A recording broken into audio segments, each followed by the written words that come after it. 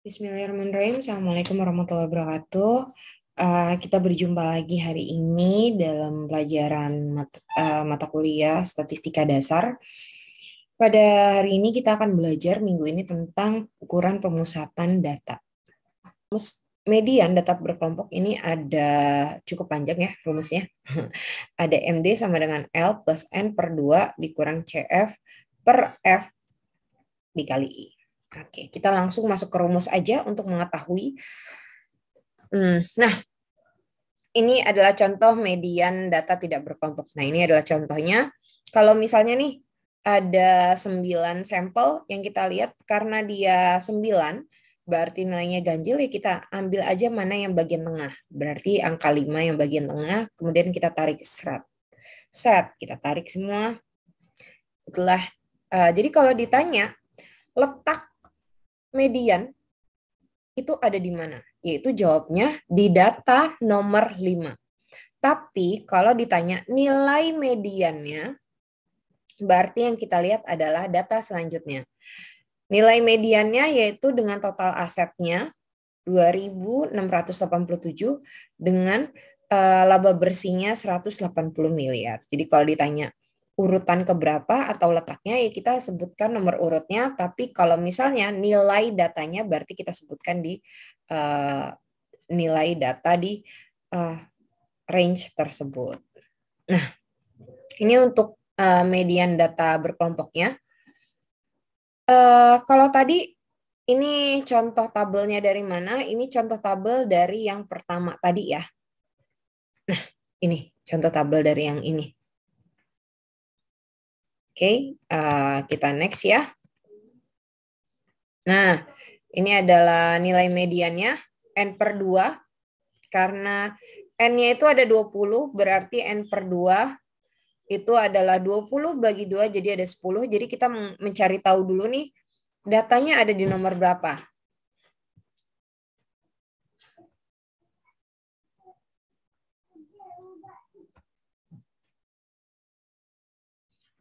Nah, karena dia letak di data nomor 10, jadi kita lihat di frekuensi. Nah, yang kita lihat itu di data frekuensinya.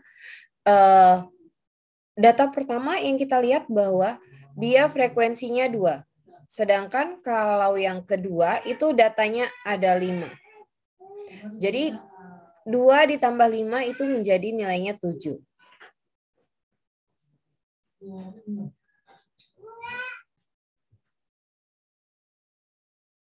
Berarti akan kita lihat ternyata data yang ke-10 itu ada di frekuensi yang ketiga. Frekuensi yang ketiga ini kan 9 ya tadi nilainya ya.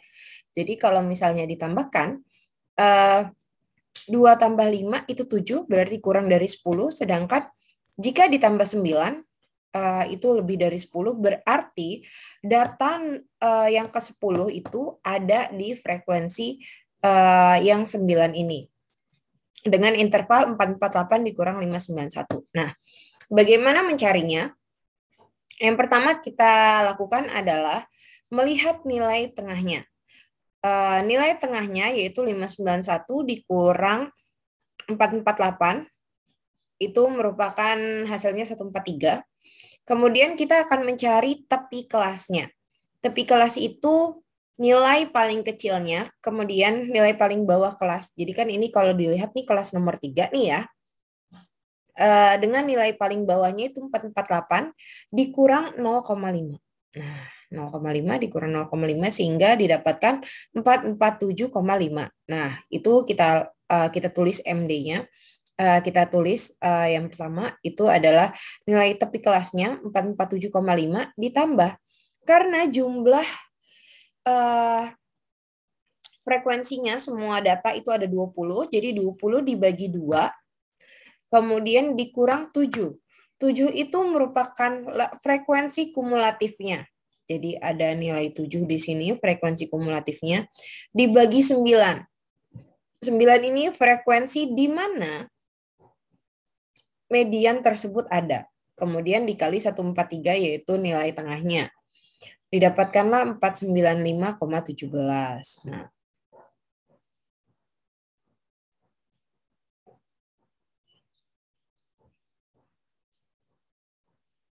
Kemudian yang ketiga yaitu adalah nilai modus yang akan kita cari. Modus itu adalah nilai yang paling sering muncul. Nah, jadi kalau dia udah mulai sering muncul, itu namanya modus. Oke. Rumus modus data berkelompok ini seperti ini. L plus D1 dibagi D1 plus D2. Kemudian diproses terlebih dahulu baru dikali I. Nah, bagaimana cara mencarinya? Pertama, itu untuk data berkelompok ini kalau datanya berkelompok ya. Kalau data tidak berkelompok bagaimana Bu mencari modusnya? Kita lihat saja. Kemudian setelah kita urutkan datanya di median, kita akan melihat bahwa data mana yang sering ada. Data mana yang sering ada? Misalnya nih, 3-nya ada 5, 8-nya ada 3. Berarti 5 dan 3 itu lebih banyak mana? Nah, itulah yang dicari. Jadi, kalau data modus data tidak berkelompok, itu biasanya memang tidak ada rumusnya sih. Dia memang kita hanya mencari mana nih yang paling sering muncul itu biasanya terlihat. Kemudian untuk modus data berkelompok ini yang memakai rumus. Jadi kita lihat lagi frekuensinya. Dilihat frekuensinya yang paling sering muncul itu di mana. Kalau misalnya nilai yang paling sering muncul yaitu nilai yang paling banyak lah dimiliki oleh frekuensinya, paling tinggi frekuensinya. Jadi kita lihat bahwa di kolom ketiga lagi ternyata. Jadi kalau ditanya letak modusnya di mana? Itu ada di kelas 448 sampai 591. Tuh. Itu letaknya ya. Makanya kita harus memblok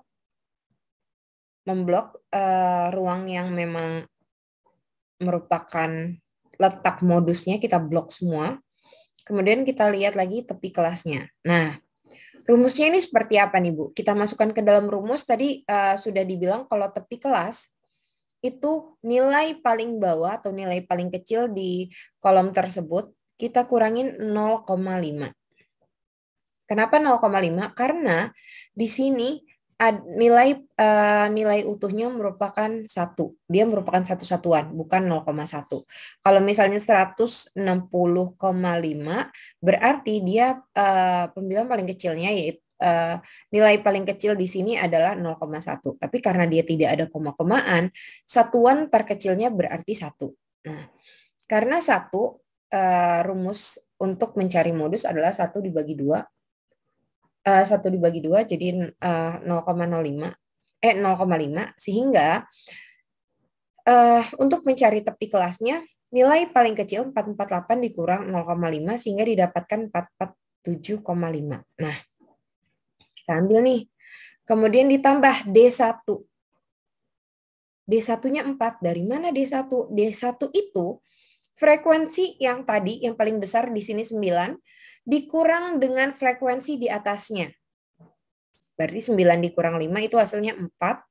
Kemudian D1-nya 4 dibagi 4 ditambah D2, 6. Nah, 6 ini didapetin kita ke bawah. Kalau tadi D1 pengurangannya ke atas, ini pengurangannya D2 pengurangannya ke bawah. Berarti 9 dikurang 3. Itu hasilnya 6. Nah, jadi dapatkan 4 plus 6 dikali 143 itu pengurangan dari 591 dikurang 448. Hasilnya 504,7. Nah, hubungannya apa nih? Mencari rata-rata median dan modus. Untuk mengetahuinya, yang terbaik, data terbaik itu biasanya kita dapatkan nilai rata-rata median dan modus simetris. Jadi sama. Kemudian untuk kurva condong ke kiri kita akan melihat seperti ini. Kemudian kurva condong ke kanan apabila rata-ratanya lebih kecil dibandingkan modus, median lebih kecil dibandingkan modus. Nah ini seperti ini. Jadi ternyata ada sendiri kurvanya. Oke. Next, kita akan belajar tentang ukuran pemusatan data. Ukuran pemusatan data ini ada yang namanya ukuran letak. Ada kuartil, desil, dan persentil. Nah, untuk ukuran letak kuartil. Kuartil itu memiliki ukuran letak dibagi 4. Dia dibagi 4 bagian yang sama. Tapi perhitungannya hanya mencapai K3. Ada K1, K2, K3. Jadi kalau kalian perhatikan, Jika suatu kurva dibagi menjadi 3 bagian atau 3 garis, itu akan menghasilkan 4 bagian. Jadi kalau misalnya kita bagi menjadi 3 garis, dia menjadi 4 bagian gitu. Makanya kenapa ukuran kuartilnya ada 4 bagian, tapi untuk membaginya itu kan harus dibagi menjadi harus ada garis pemotongnya. Garis pemotongnya itu hanya tiga garis. Makanya kenapa rumusnya ada 3. Ini ada rumus data tidak berkelompok dan ini rumus data berkelompok. Oke, next ya. Contoh kuartil data tidak berkelompok. Ini untuk mencari data tidak berkelompok kita lihat aja. 1, karena kita mencari kuartil pertama yaitu 1. Jadi nilai pengali pertamanya itu 1. Kemudian 19 ditambah 1 artinya ini jumlah datanya ditambahkan dengan 1, kemudian dibagi dengan 4. Karena kita kan mau mencari kuartil. Kalau kuartil itu mencari 4 bagian yang sama, jadi dibagi 4. Itulah hasilnya. Jadi kita akan melihat letaknya di mana. Ternyata letaknya di data nomor 5. Ini adalah letaknya. Kemudian nilainya 370. Nah, begitu juga yang seterusnya. Oke. Kemudian ini adalah contoh kuartil data berkelompok dengan rumus seperti ini. Karena kita mencari ini akan saya jelaskan, karena kita mencari letak pertamanya, yaitu kita mencari letaknya terlebih dahulu, berarti kita ingat bahwa ini jumlahnya adalah 20. Jadi 20 dibagi 1. 1 ini karena kita mau mencari letak yang pertama, kuartil pertama. Jadi 1 dikali 20 dulu, banyaknya data, baru dibagi 4. Nah, kita cari nih di mana ada data pertamanya. Ternyata ada di bagian yang kedua, yaitu 304 sampai 447. Nah, kita bahas ya yang pertama. Karena kuartilnya yang pertama ini ada di bagian yang kedua, sehingga bisa didapatkan, kita cari dulu nilai kuartilnya. Kita sudah mengetahui letaknya, kemudian kita akan mencari nilai kuartilnya. Kita lihat tepi kelasnya berapa? 303,5. Karena 304 dikurang 0,5. Jadi sehingga didapatkan 303,5. Kemudian ditambahkan 5 dikurang 2. 5 ini adalah jumlah frekuensinya. Dikurang 2 karena nilai di atasnya, nilai frekuensi kumulatifnya. Ini frekuensi kumulatifnya. Frekuensi kumulatif yaitu nilai yang lebih dari data kita. Jadi contohnya kita di sini ada data 304 sampai 447, berarti frekuensi kumulatifnya yaitu nilai yang lebih dari 304. Ya, di bawah 304 maksud saya. Jadi nilai kumulatif di bawah 304 yaitu ada 2 frekuensi. Jadi 5 dikurang 2 dibagi 5.